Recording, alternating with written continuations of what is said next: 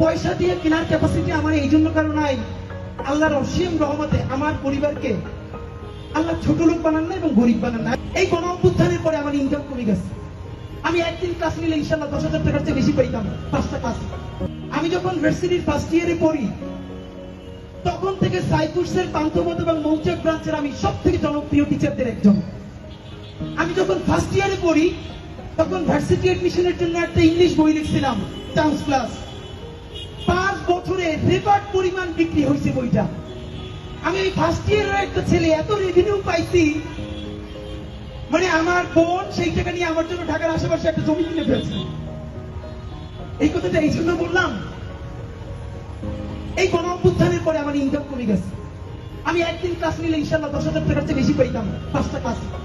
আমি আইএলটিএস এর যে প্রাইভেট ব্যাচ পড়াইতাম, স্পেশাল ব্যাচ শুধু রিডিং এর, সেখান থেকে অনেক বেশি ইনকাম হইতো। আমি গত 10 বছরে বাংলাদেশের অনেক কর্পোরেট প্রতিষ্ঠানে ইংলিশ ল্যাঙ্গুয়েজ ট্রেনিং করাই, পলিটিক্স এন্ড প্রেজেন্টেশনের ওয়ার্কশপ করাই। বাংলাদেশে এবং বিদেশে হাজার হাজার শিক্ষার্থী আছে আমার, যাদেরকে গত 10 বছর ধরে আমি ট্রেন আপ করাইছি। এই কথাটা এই জন্য বললাম, পয়সা দিয়ে কেনার ক্যাপাসিটি আমার এই জন্য কারণ নাই, আল্লাহর অসীম রহমতে আমার পরিবারকে আল্লাহ ছোট লোক বানান না এবং গরিব বানান না। আমি গরিবটাকে বৈষম্যমূলক অর্থে বলছি না। আল্লাহ রাসূল নিজে পর্যন্ত চরম দারিদ্র থেকে মুক্তি চেয়েছেন। চরম দারিদ্রের কারণে মানুষ দুর্নীতি করে।